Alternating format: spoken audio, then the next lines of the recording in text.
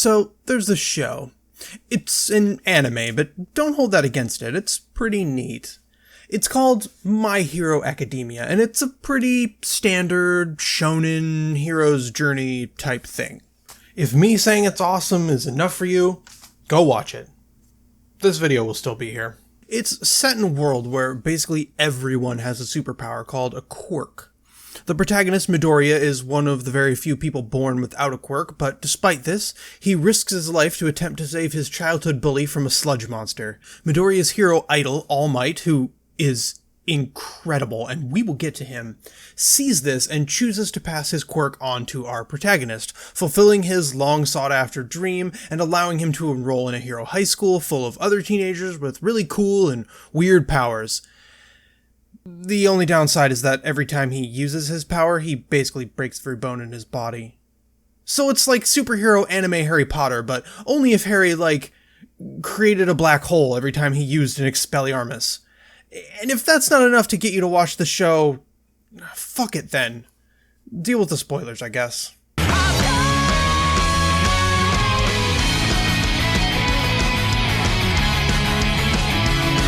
Before I get into it, I have to point out that in the world of anime fandom, I am a filthy casual at best. I grew up loving Dragon Ball Z, Inuyasha, Outlaw Star, and Trigun. I mean, who doesn't love Lupin the Third? But no, I've never watched Naruto. I've never finished Evangelion. Pokemon is one of the worst animes I've ever had to sit through. And stop telling me to watch Bleach. If I'm going to spend over 300 episodes of my life watching anime, I'll rewatch Fairy Tail. Send tweet. Oh, and this is about the anime. I have never read the manga. I don't like reading backwards. Anyway, if you read the title, you'll know that I'm frustrated with My Hero Academia, but it comes from a place of love. At its core, it's very standard, but it's actually quite good. Our hero comes from humble origins. He has his rivals that turn allies, the goofballs who have his back, a love interest. He is granted power from a mentor that he has to learn to use properly, a big bad who has his fingers in everything going back to the past. It pretty much ticks all the boxes. Where it excels is in its execution. The animation is very good, especially the fight scenes, which are fluid and easy to follow. It is kind of like Cowboy Bebop in that sense, only it's a little tighter and the style is completely different. It's also very well paced. It's a running joke, mostly due to DBZ, that in anime, people will spend entire episodes screaming at the top of their lungs to power up. A few decades have passed and this really isn't the norm anymore, but My Hero Academia excels at lengthening fights that matter and shortening ones that don't. Probably the best example of this is the tournament arc in Season 2. The big fights that we care about only occupy one episode, tops, and even within that, time isn't wasted, things are always building, tension is rising, and the fights that are less important aren't skipped, they're tightened up. Some episodes will pack in 3 fights that only last a few moves, but each of those moves is used to demonstrate that character's powers in interesting ways or further their character. And I genuinely like the characters. Most of them, at least. Most are delightfully and anime-ishly balanced between goofiness and serious development. The aforementioned destruction of Midoriya's body, whenever he uses his powers, forces him to think strategically, choosing whether or not to sacrifice limbs in order to land decisive blows, and this sets him apart from other shonen protagonists who run headlong into fights with no plan whatsoever and magically defeat people who are much better than them for reasons. Todoroki has half ice, half fire powers that he inherited from his parents, but has to come to terms with using the fire powers he got from his abusive father. Bakugo, very much Vegeta, but makes explosions with his hands, is held back by his ego, of course, but it's the very small mistakes that cause him to lose to Midoriya, who gets lucky time and again, quite frankly, and in Season 3 it is definitively shown that Bakugo is the better fighter. But that's not ultimately the point. That's not why All Might chose Midoriya and not Bakugo. It's really fun. You should seriously watch it if you haven't. But there are some characters who are flat out wasted, and some who are infuriating. It's not unheard of for female characters to be marginalized in essentially all media, but especially in anime, and especially in shonen anime, which should come as no surprise since shonen more or less translates as young man. But even Kagome was relevant to her own story, and even the basically fascist Attack on Titan has a number of unique female characters who are fucking badasses. But My Hero Academia didn't seem to know what to do with its female characters. The only one that's given any semblance of an arc is Yaruza?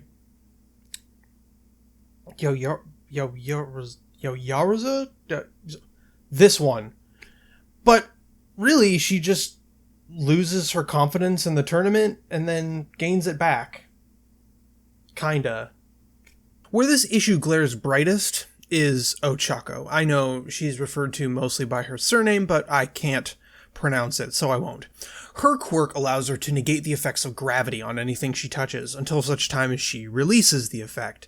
She can do this to herself and other people, and the number of things she can hold seems to be nearly unlimited. And if you think about it, her quirk seems like a novelty, but is in fact crazy powerful. And in season 1, she uses it to turn a concrete pillar into a lightweight bat, and in the tournament when she faces Bakugo, she repeatedly charges low and takes a bunch of explosions to the face so that she can lift all the debris that comes her way until she drops a fucking rock storm on his head. Bakugo still wins, but in fairness, he is arguably the most skilled fighter in their class, and he makes fucking explosions with his hands. You try to beat him. But in season 3, she does nothing. In the tournament, her inspiration for her clever scheme was Midoriya, who succeeds by always putting himself out there and having a plan to overcome the insurmountable odds that he typically faces. Her motivation is to be like him. But only a few episodes before that, her motivations were totally different. In season 2, Midoriya asks Ochako why she decided to become a hero, as though having one of the coolest powers in the show wasn't reason enough. Ochako, rather sheepishly, admits that she wants to become a hero for money. Not just for money's sake, but so that she can support her parents and they never have to worry about it again. And while she expresses guilt over having selfish reasons for wanting to become a hero in comparison to the boys who explicitly want to save others or to carry on the family legacy, her classmates find it admirable, which is good. Without coming out and saying it, the show draws a line between pursuing comfort and survival and pursuing wealth, and showing it all as seeking money in a system that requires seeking money is conflating two very different things. And this would have been a very interesting motivation for Ochako. It would make her struggle unique among her classmates, but very relatable since it's a very working class struggle. It also gives her some autonomy within her own story. It doesn't rely on any of the other characters, but it is mentioned once. Just once. And by the tournament, all she wants to do is be like Midoriya. And by season 3, all she wants is to be with Midoriya, taking a character with arguably the most interesting power and most interesting backstory, and subsuming them within the main character's storyline and relegating her to a romantic subplot. One that feels a little bit forced to boot. But while I'm on the subject of female representation, I have to mention my girl Asui.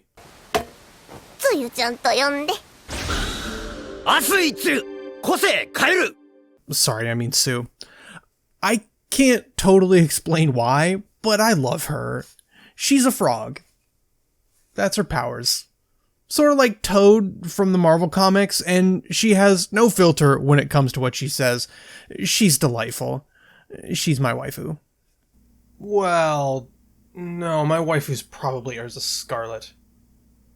Or, no, it's probably Sasha Bros. I have a lot of waifus, don't judge me. But female representation isn't the only problem with the characters in the show. Oh boy. So, the only queer-coded character is a super effeminate French guy whose power is, and I kid you not, shooting sparkles out of his dick. Okay, technically, He's firing a laser out of his belly button, but come on, we all know what we're seeing here. And this is all his character is. Do I even need to explain what's wrong with this? No? Good, because I need to bitch about my least favorite character. So, this little purple diaper boy is Mineta. At first, I thought I might like him. His quirk is that those little purple balls that form his hair adhere to anything and are unbreakable as far as we've seen. He's also super cowardly, which isn't unreasonable given that he's tiny, and while his power has some clever applications, it's not very useful in combat. So I thought, cool, this kid is super timid and has no confidence, but eventually he'll be stuck in an impossible situation and one of the main characters will believe in him or something and he'll face his fears and kick ass. Yeah, that didn't happen. It turns out that Mineta is just a coward and a classic anime pervert. He's like Master Roshi cranked up to 11. His only reasons to exist are to run screaming and try to see his female classmates naked. And the thing about this is that this joke wasn't funny in the 80s, and it certainly hasn't aged well. And the more this joke was used in place of actual character development for Mineta, the more angry it made me. Like, we get it. He likes titties.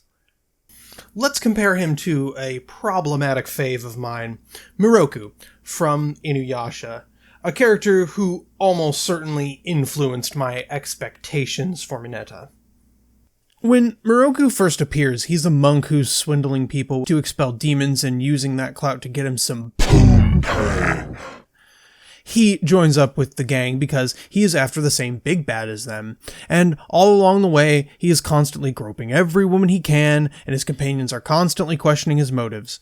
They really don't trust him to not think with his dick, especially his eventual love interest, Sango, but that might have to do with the fact that he grabs her ass almost every episode.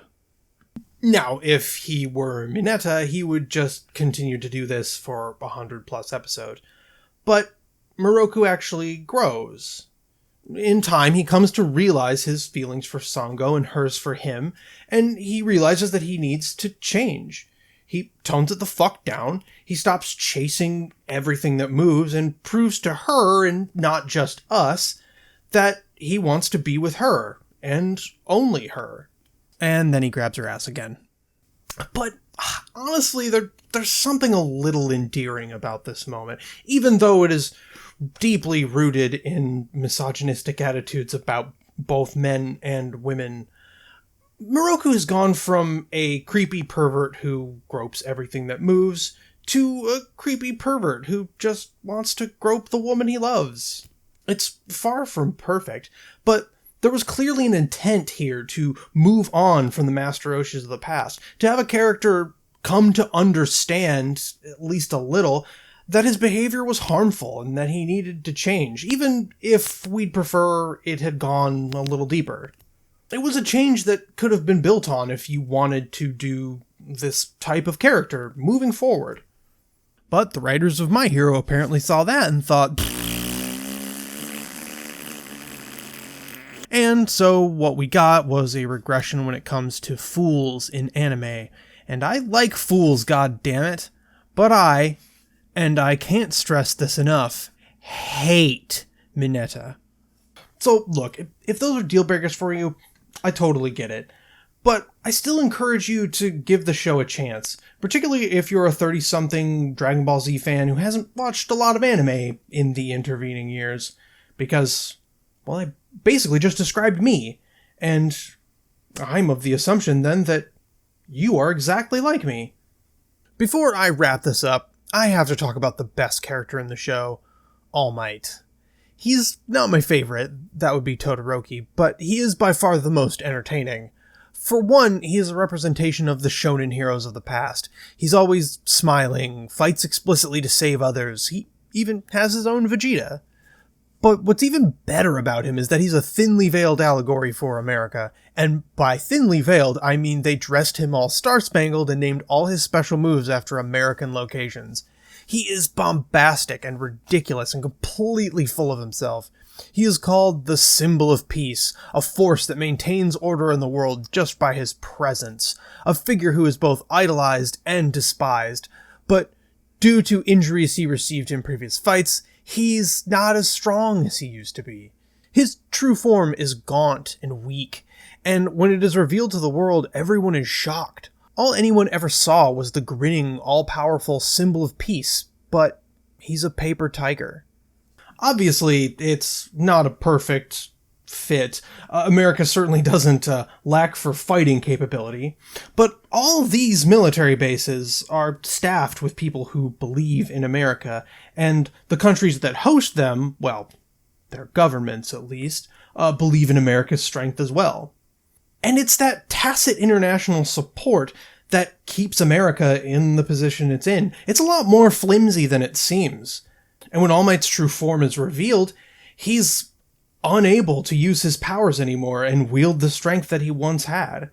And in terms of economics, the US has been going downhill since the 50s.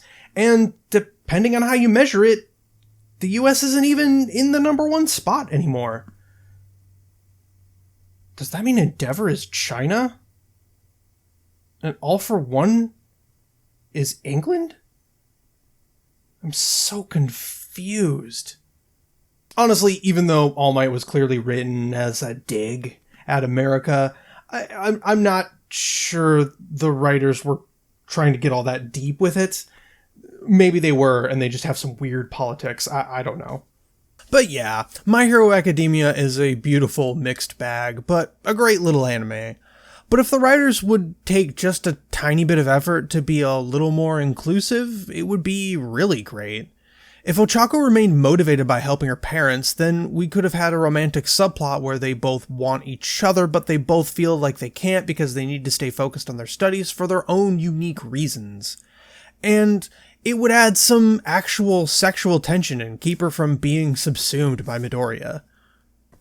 And just cut Aoyama and Mineta. Nothing of value would be lost. I mean, you could make a queer character who isn't a collection of 1970s stereotypes. That'd be nice. I mean, just because it's turn your brain off entertainment doesn't mean that you have to throw entire groups of people under the bus. So anyway, that's enough about anime for now. So like if you liked this, subscribe if you want to see more, support me on Patreon if you want to go plus ultra, and share if you know someone who has all the same waifus as me.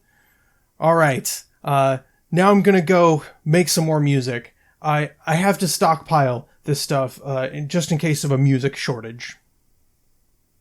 冴えない僕の